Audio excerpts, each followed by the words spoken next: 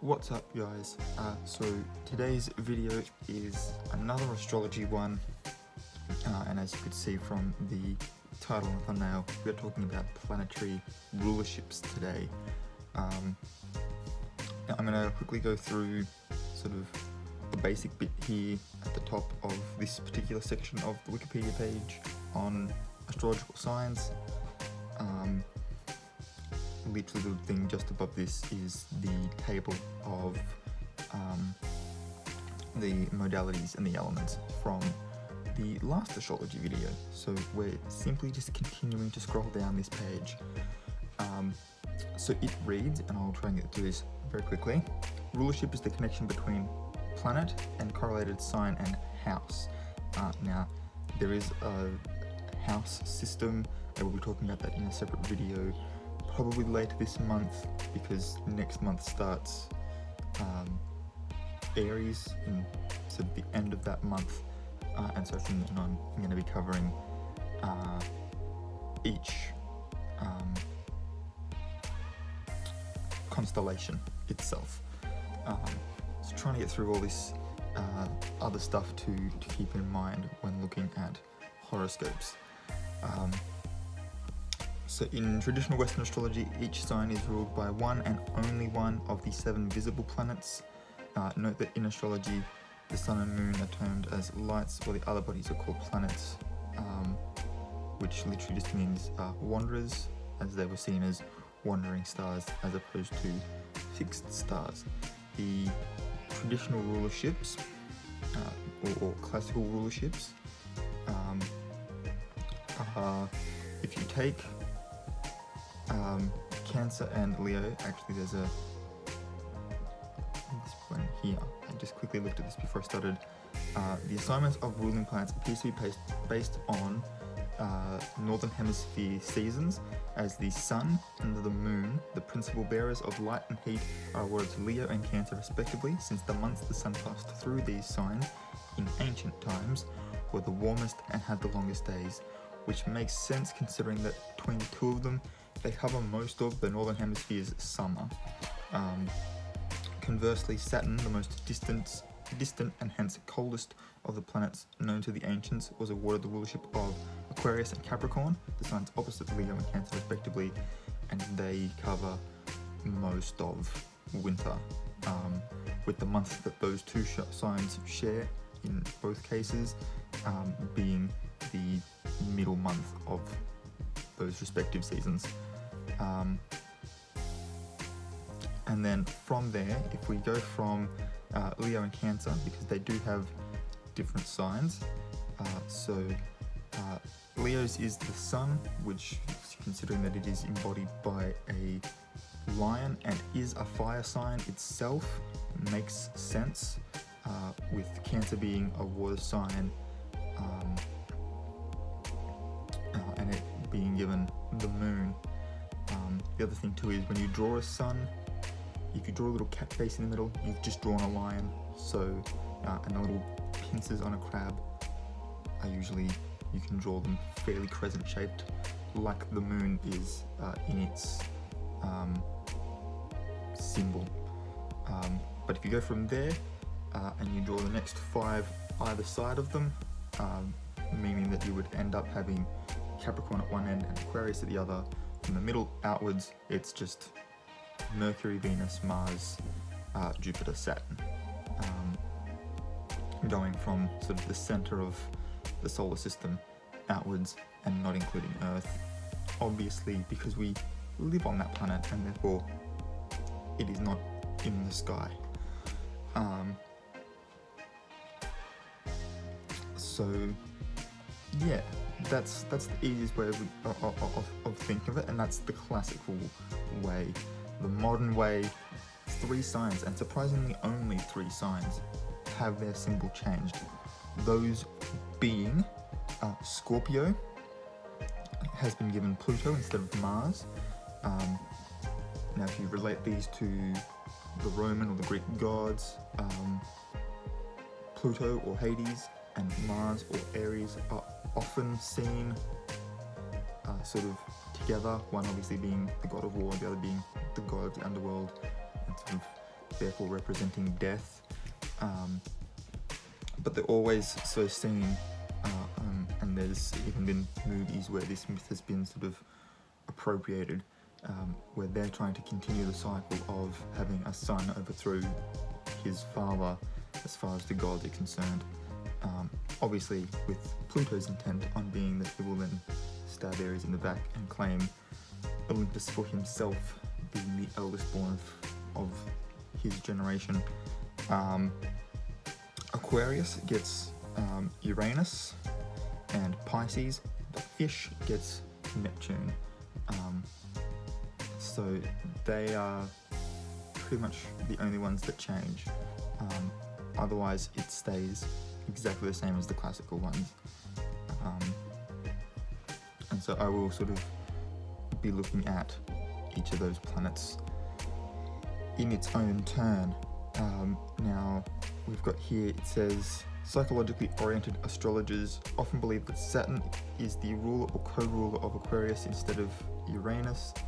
As I've just said here, Neptune over Pisces and Pluto over Scorpius. Some astrologers believe that the planetoid Chiron may be the ruler of Virgo, while other modern astrologers claim that Ceres is the ruler of Taurus instead. Now, Ceres and Chiron, I believe, are moons of other planets, and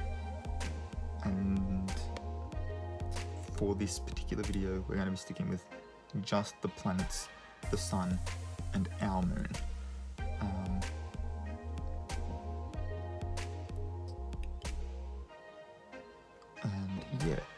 The other thing too is that obviously with the exception of as we've been shown, Capricorn and Aquarius and Cancer and Leo, the warmest ones are given the light ones and the coldest ones are given the furthest from the Sun, therefore the coldest planet. And it sort of, you can follow the opposites there as well. So Aries is opposite to Libra, Taurus to Scorpio, Gemini to Sagittarius, Cancer to Capricorn, Leo to Aquarius, and Virgo to Pisces. And the thing that makes this so much more fun is that Libra and Aries are ruled by Venus and Mars, which again, if you go into looking at the gods that these planets are named after, you've got love against war, and those signs in particular, as I'm pretty sure I pointed out in the other video, they are the celestial equatorial planets. So they sit on the celestial equator. The constellations actually tilted slightly, and then the equator sort of runs through only these two signs. So to note that fire and air, or the light elements, signs are opposed between them, like happens for earth and water ones, which are heavy elements. Spring signs are opposite to autumn ones, winter signs are opposite to summer ones. That makes sense and isn't really necessary to be printed there, since those seasons are opposite each other. Alright, so we'll get into now the dignity or the rulership, detriment, exaltation and fall. So there are 4 sort of stages a planet can be depending on where they appear, and in what signs, etc. So a traditional belief of astrology, known as essential dignity, is the idea that the sun, moon and planets are more powerful and effective in some signs than others because the basic nature of both is held to be in harmony. By contrast, they are held to find some signs to be weak or difficult to operate in because their natures are thought to be in conflict. The most important of these categories are dignity, detriment, exaltation and fall, as I said before. So on dignity and detriment, a planet is strengthened if it falls within the sign that it rules. In other words, it's said to exercise rulership of the sign. So for example, the moon in Cancer is considered strong. The 17th astrologer William Lilly compared rulership to a king on his throne with considerable dignity. If a planet is in the opposite side, is in the sign opposite, I got those words around not the way I would have said it, evidently, that which it rules, so if it's in the sign opposite that which it rules, it's said to be weakened or in detriment, so that would be the moon in Capricorn.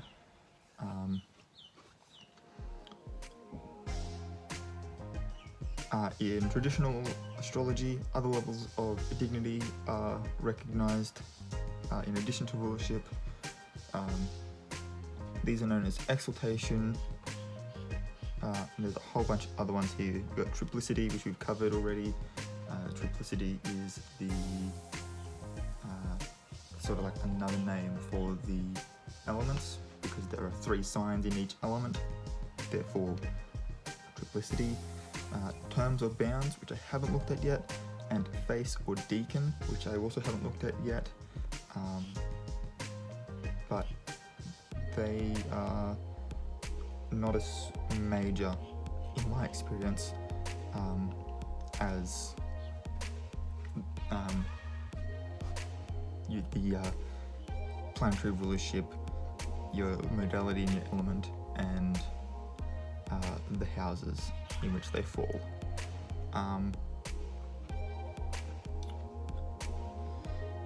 But it does say here that those are together are known as describing a planet's essential dignity, which obviously we've already covered, the quality or ability to give one's true nature. Contemporary traditional astrologers explain further on the concept of essential dignity.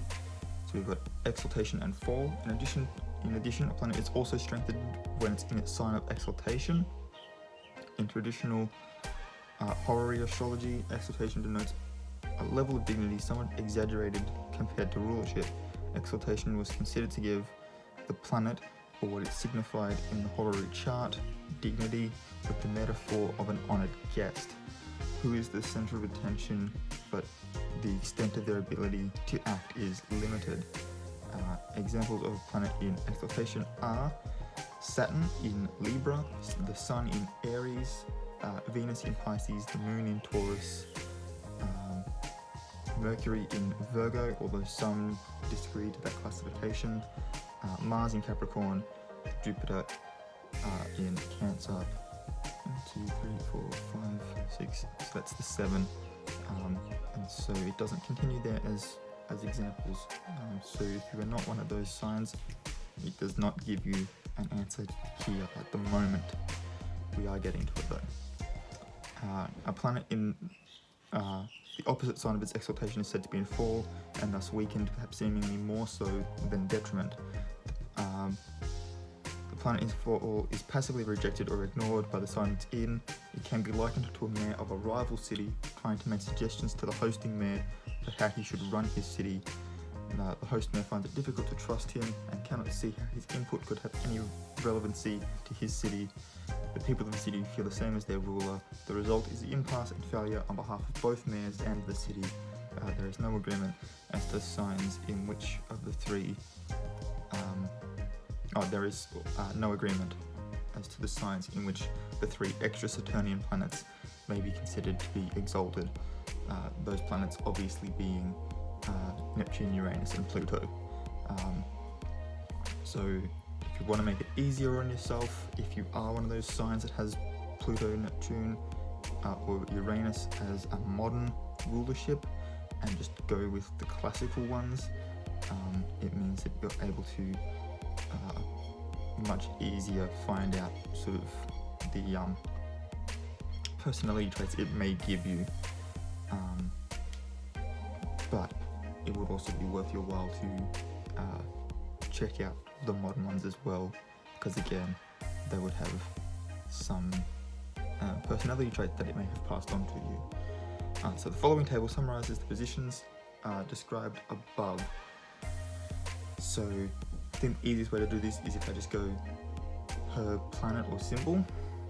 So the Sun, dignity in Leo, detriment in Aquarius, exaltation in Aries, fall in Libra. The Moon, dignity in Cancer, detriment in Capricorn, exaltation in Taurus, fall in Scorpio. Mercury, dignity in both Gemini and Virgo, detriment in Sagittarius and Pisces, exaltation in Aquarius, fall in Leo. Venus, Libra and Taurus, dignity. Aries and Scorpio for detriment, Pisces for exaltation and Virgo for fall. Mars has Aries and Scorpio for dignity, Libra and Taurus for detriment, so those ones are just simply reversed. Capricorn for exaltation and Cancer for fall. Jupiter, Sagittarius and Pisces for dignity, and Gemini and Virgo for detriment, the opposite of Mercury. Exaltation in Cancer, fall in Capricorn, making it an opposite to Mars in that respect. What else have we got? I'm just having a look here. Only one other one has an opposite here.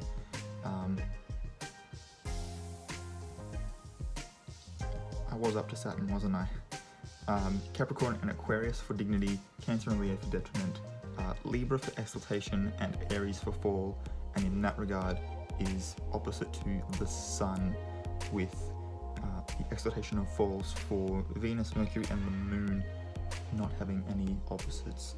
So Pisces, Aquarius, and Taurus don't necessarily have a sign in its fall, and Scorpio, Leo, and Virgo don't necessarily have a sign in its exaltation, meaning that those six signs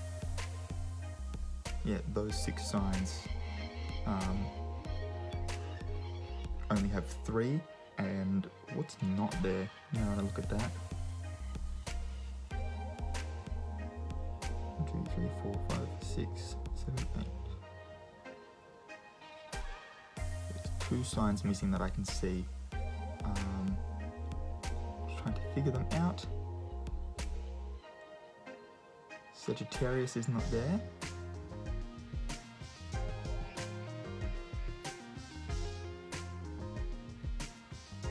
Trying to just quickly figure this out. And Gemini is not there. Now, are those opposite signs?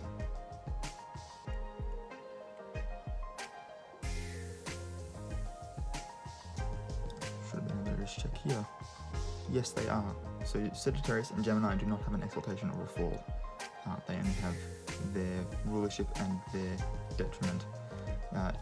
In addition to essential dignity, the traditional astrologer considers accidental dignity of planets. This is placement by house in the chart under examination. Accidental dignity is when the planet's ability to act. So we might have, for example, Moon in Cancer, dignified by rulership, is placed in the 12th house. It would have little scope to express its good nature. The 12th house is a cadent house, as are the 3rd, 6th, and 9th. Again, we're going to be getting into all of this stuff to do with the houses in the next video, sort of later this month. And planets in these houses are considered weak or afflicted. On the other hand, Moon in the 1st, 4th, 7th, or 10th would be more able to act, as these are angular houses. Planets in succeedent houses of the chart, 2nd, 5th, 8th, and 11th, are generally considered to be of medium ability to act, because accidental dignity, besides accidental dignity, there are a range of accidental debilities such as retrogradation under sunbeams, combust, and so forth. So if you hear something like Venus in retrograde, that is sort of a very sort of deep sort of dive, and you've got to really understand a lot of astrology to actually know straight off the top of your head what that means. I've been very interested and been reading up on astrology for a couple of years now. I still can't even remember what all 12 houses are off the top of my head, so I'm nowhere near knowing off the top of my head what a retrograde actually entails, or how to see one when you look into a telescope or whatnot. But yeah, anyway, that is, what do we got here? Alright, so this last bit is the deacons, which, considering how small it is, I might cover in the houses video later this month. So that's all I've got for today. If you enjoyed this video, please give it a big thumbs up. Don't forget to hit the, subscribe button and the notification bell if you want to see more videos from me, so you can be up.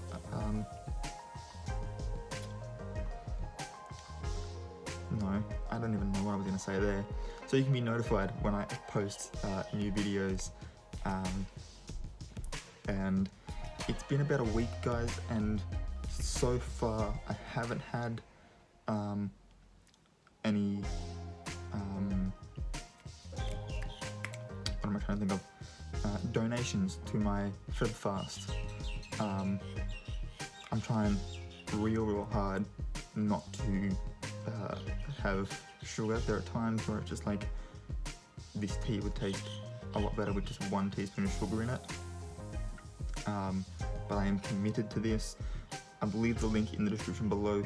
It would really mean a lot if you could go check it out.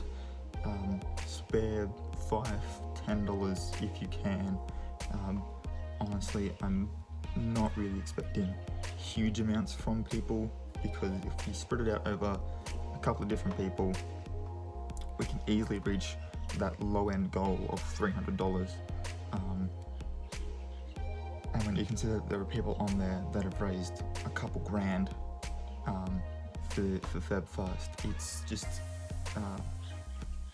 it's incredible to think about. So yeah, particularly since there's all this stuff with veterans not getting access to stuff they need.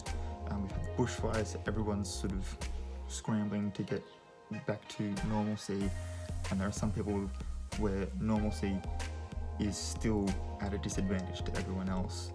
And so Feb Fast is about trying to get funds to be able to provide resources and stuff to those disadvantaged, particularly the youth, disadvantaged youth and stuff, to try and give them a better hope for having a fulfilling life in the future.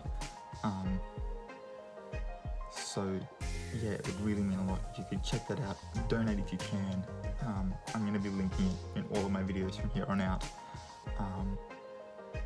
because yeah, if I could donate, I would donate myself, and the second that I'm able to, I will be letting you guys know that I myself have donated, because I really do feel quite strongly about this.